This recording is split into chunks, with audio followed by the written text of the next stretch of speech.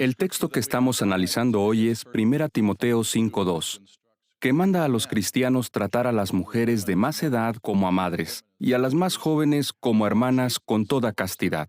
Igualmente, las cristianas deben tratar a los hombres de más edad como a padres y a los más jóvenes como hermanos, con toda castidad. El comentario se tomó del artículo de la Atalaya titulado Luche contra los malos deseos, que en parte hablaba de los peligros de coquetear. Ahora bien, yo me voy a centrar en cómo mantener el ego a raya. Pero, ¿qué relación hay entre la castidad, el coqueteo y el ego? Pues bien, una persona casta se esfuerza porque sus pensamientos y acciones sean moralmente limpios. Se abstiene de decir cosas insinuantes y de comportarse de forma provocativa a fin de despertar deseos sexuales indebidos en otras personas. Y algo que no debemos hacer si queremos ser personas castas es coquetear por diversión, es decir, tratar de conquistar a alguien sin la intención de formalizar una relación que conduzca finalmente al matrimonio. Puede tratarse de un comentario inapropiado, una mirada, una caricia, una sonrisa seductora, un cambio en el tono de voz, cierta pose, cierta forma de arreglarse o de moverse. Hay hombres y mujeres solteros que por diversión coquetean con otros solteros y hasta con personas casadas. Y hay personas casadas que coquetean con solteros o con otras personas casadas. Y hoy hasta se ha hecho común que hombres coqueteen con hombres y mujeres con mujeres. Pero no está bien que una persona soltera demuestre interés romántico por otra solo por diversión. Y el casado que da esa clase de atención a una persona que no sea su cónyuge va en contra de las normas de Dios. Llama la atención lo que comentó un abogado con amplia experiencia en divorcios. Él dijo, quienes acuden a mí para obtener el divorcio por lo general me cuentan que la causa de su ruptura ha sido una infidelidad. Y en todos esos casos el problema comenzó con un simple coqueteo que parecía inofensivo. Pero claro, ese juego amoroso nunca es inofensivo. Jugar con los sentimientos de otra persona es cruel. Puede hacer que la otra persona se haga ilusiones e incluso despertar en ella malos deseos. Y peor aún, puede conducir a relaciones sexuales inmorales. Por eso algunos piensan que quien se divierte coqueteando no es de fiar, ni en la amistad ni en el matrimonio. Ahora bien, en el mundo la gente coquetea por deporte. Flirtean para sentirse mejor consigo mismos, es decir, para alimentar su ego. El ego es el exceso de autoestima. Según cierta obra, muchos coquetean por la inyección de autoestima que supone, porque así se sienten más poderosos y atractivos. De esta forma satisfacen su deseo egoísta de conseguir más atención. Claro, como somos imperfectos, nos cuesta tener un punto de vista equilibrado sobre la autoestima. El apóstol Pablo nos da un consejo que nos ayuda a no irnos a los extremos.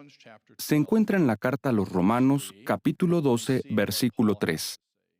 Vamos a buscarlo. Romanos 12:3. Él escribió, por la bondad inmerecida que se me ha mostrado, le digo a cada uno de ustedes que no piense de sí mismo más de lo que debe pensar, sino que piense de un modo que demuestre buen juicio, según la medida de fe que Dios le haya dado. Tener autoestima es sentirse bien con uno mismo, valorarse.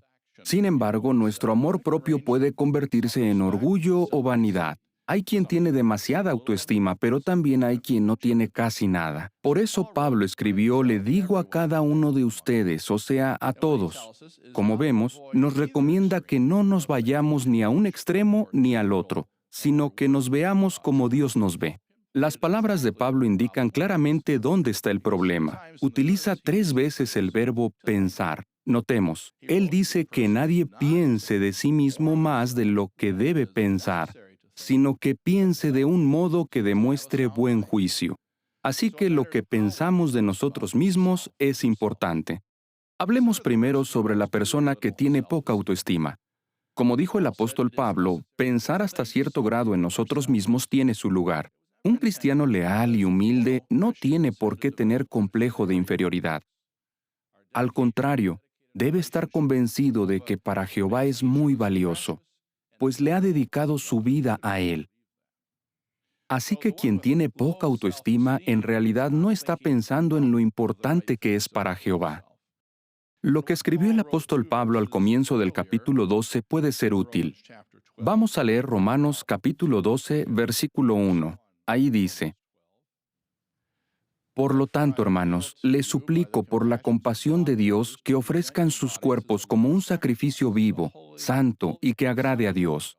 Así darán un servicio sagrado con su capacidad de razonar. Hermanos, ¿no es este nuestro caso? Nosotros ya nos dedicamos a Jehová, nos estamos esforzando por llevar una vida limpia o santa, le ofrecemos a Dios un servicio sagrado y estamos haciendo sacrificios por el reino. Y Jehová está muy contento con nosotros por eso. Si uno tiene presente lo valioso que es para Jehová, no necesitará coquetear para aumentar su autoestima. Bien, hablemos ahora sobre la persona que tiene demasiada autoestima. Es posible que en su empeño por sentirse bien consigo mismo se haya pasado de la raya y se haya convertido en alguien arrogante.